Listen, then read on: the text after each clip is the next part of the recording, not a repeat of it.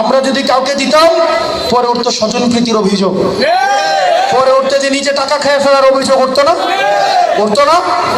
এই জন্য আমরা যে কাজটা করেছি, আমরা এই টাকাটা দুর্যোগ ও ত্রাণ মন্ত্রণালয়ের কাছে আমরা দিয়েছি। মসজিদ কমিটির টাকা রাস্তায় মাঝে উঠায় না অনেকে, এই টাকাটা যে উঠায় সে কি সিমেন্ট রড কিনে সেই বিল্ডিংটা করে নাকি টাকাটা মসজিদ কমিটির সভাপতিকে দেয়? কাকে দেয়? কাকে দেয়?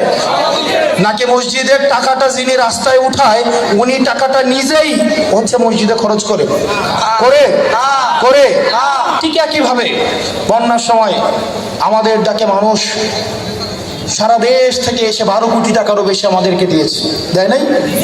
দেয় নাই?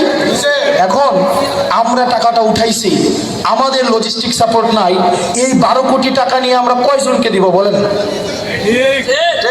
আমরা যদি কাউকে দিতাম পরে উঠতো স্বজনপ্রীতির অভিযোগ, পরে উঠতে যে নিজে টাকা খেয়ে ফেলার অভিযোগ উঠতো না, উঠতো না।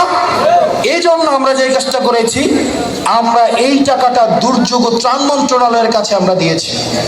আপনাদের মোবাইলের ইউটিউবে আপনারা যদি সার্চ করেন এই জিনিসটা আসে কিনা, আসে কিনা? এই তরুণ প্রজন্ম কি শিক্ষিত না নাকি অশিক্ষিত? শিক্ষিত না অশিক্ষিত? সুতরাং যারা অশিক্ষিত, যারা সুম্মন বুকমন উমিয়ন, অর্থাৎ এটা কি বলা হয়েছে এখানে, যাদের হৃদয় চোখ এবং কি বুকের মধ্যে কি মেলে দেওয়া হয়েছে, মোহর মেরে দেওয়া হয়েছে, তারা দেখবে না এইসব। আর যারা শিক্ষিত, যাদের চোখ আছে, যাদের মেধা আছে, যাদের জেহেন আছে, তারা ঠিকই জানে এই বন্যার টাকার একটা একটা করে হিসাব দেওয়া হয়েছে।